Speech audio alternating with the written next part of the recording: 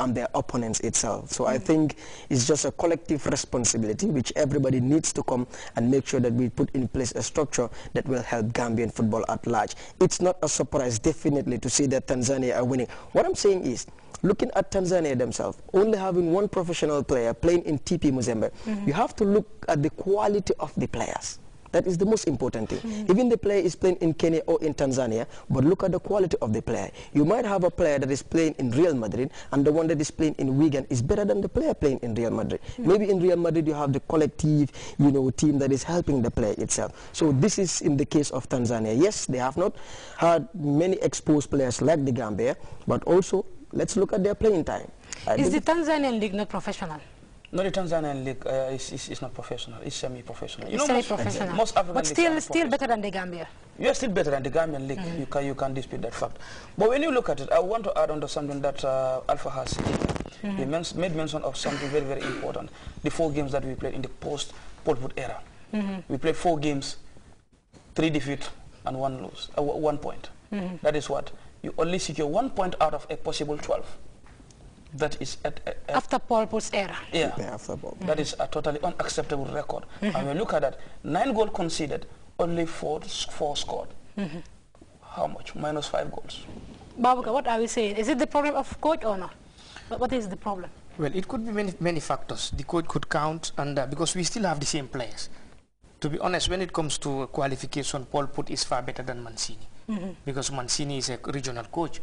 Pol Pot has been coaching in Belgium in the top flight. He has also coached some national teams, Guinea-Bissau, Guinea-Conakry rather, before coming to Gambia. No, there he was a technical assistant, yes. With a particular so before coming to Gambia, Pol Pot is more a better coach than Mancini. So you see the era of Pol Pot, at least we rarely lose games at home. Did we ever lose any? And we nearly made it to the African Nations Cup 2010. No, that was not Pol Pot. That was not Pol Pot. That Guinea-Conakry in Banjul here? Yes. Was it Pol Pot? No, it was Pol Pot first game in Banjul here was against, was against Algeria, which we won by a Mustafa Jaju goal to 1. That game that you are talking of against Guinea-Conakry here, then you have what? Local coaches. It was a combination of Alaji Sarr and who else I can't remember. That was a 2-0 defeat in Banjul. The second game in Conakry was that Spaniard, Jose Martinez. Jose Martinez was the coach by then. So under Pol Pot we barely lost with Pol Pot 4 years, no defeat at home. He was unbeaten at home, and we only lost that record in the first game of Peter Bono Johnson. That was our first home defeat in 5 years. And also the selection also contributes, because hence this team, the home-based players are part of the team. I guess the selection criteria should have been more better, because the under-19 team that traveled to Italy are the only players who are in the team. The Suleiman Mahrez, the Salum Falls, the Yafas, the Hamza. Aliso, what could understand that Aliso has been with the team. He has traveled with the team also, but looking at that crop of players, they are barely players that plays, in and out of the league. Yeah, but when selecting a senior team, I don't think these under-19 players should have been part of it. You have more mature players in the league than all those players. When you look at the Gambia bench yesterday, they were all composed of these players. Yeah. With the exception of that Yafa boy who they announced that he was sick and couldn't join the team. Okay. Because if you check, as we speak, Monjai Sarr is the top goal scorer of the league. How can you select home-based players and Monjai is not part of the team? Yeah, but it's not the first time that he's been top scorer in and he's not selected. So you see, in football, as a striker, the most important thing is what the goal. It doesn't matter what you played. The most important statistic is goal. We all know what Fernando Torres can do, but he is under pressure because he was not firing in the goals. Look at him; he was so deadly against Ireland, and what happened? The defense were out again, all singing praises of the boy. So that's the thing. You have to score, and when a striker is scoring 11 goals in a league season, come on, you can't tell me that you are going to select a local base player without him. And when you look at the game yesterday, the boys they even struggled to put up 3 complete passes together. By far, Sekou Gassama, who also scored a stunning goal, was Gambia's best player on the night. He was the only player that performed according to what we show on the TV. I was privileged enough to watch the game. Despite the goals coming in, every goal, like Diego Maradona used to say when he was annihilated by Bolivia 6-1, every goal was like they were stabbing me in the case. But exactly. I mean, what can I do? No, but I still have to watch the game so that I will be able to analyze it. Yeah, but I still want to make a point exactly out of what my bro Babakar Njai has said. The home-based players that we are taking to this trip, or that are included into the senior team squad, are they the best players in the league? No. It's a big They question. are not. I can tell you they are not. There are even some players that are there that do not have a first-place team in their own club side. So why bring in those players, leaving the ones that are playing week in, week out, more mature? Actually, they were only mandated to go to Italy and then play that international game. Exactly. So happens they come back, the coach should have, at least, go back to the league. Because Bono was privileged enough to at least have some months of preparation. Exactly. But there was another problem. Why did Bono travel to Italy before these games? For the preparations. Yes, when I made an interview with him, he do mention of a very important thing, which to me makes sense. He said that he's training with the local base team, and almost 13 of them or 15 of them are going to Italy. So that's why he's going with Mancini also to look at the boys in a competitive game. So which to me really makes sense. I don't know the rest, but... Well, I think we need to do what other teams are doing. We've seen Zambia, and of course we've seen, Tanzania also. In the whole team, only one professional playing even in Africa, playing for TP Mazembe, in Congo, was the only player that was a professional against the Gambian team. Which Samata. And when you look at the Gambian team, we watch against Morocco, and I was also privileged enough to watch the game against Algeria yesterday. It was unfortunate that I could not watch the game against Tanzania.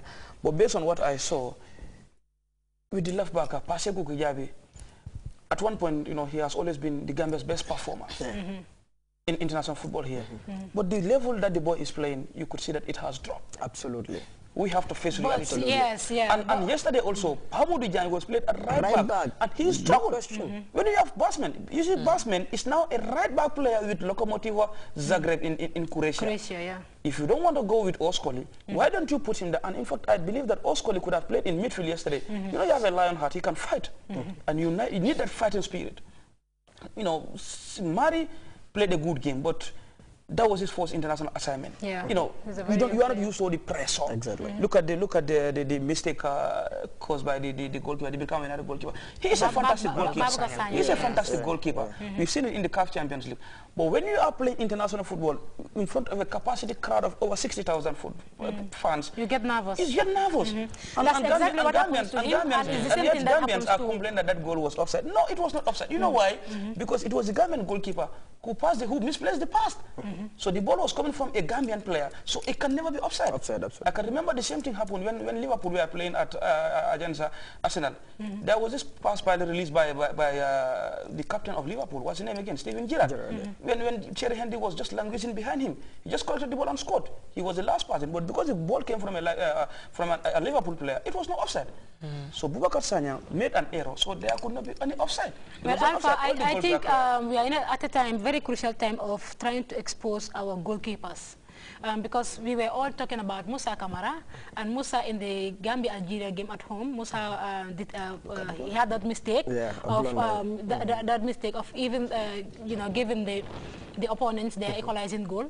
And the same thing applies to this boy again yesterday, Babakar Sagna. Although they are good goalkeepers, they are fantastic goalkeepers in the league, but they didn't have this exposure of playing in a 60,000 capacity, stadium. Exactly. That's why I said it's a collective thing, a failure of Gambians, which I also mentioned the fans. Remember last time Badembo came here, everybody was saying Dafa Marget, he should, exactly.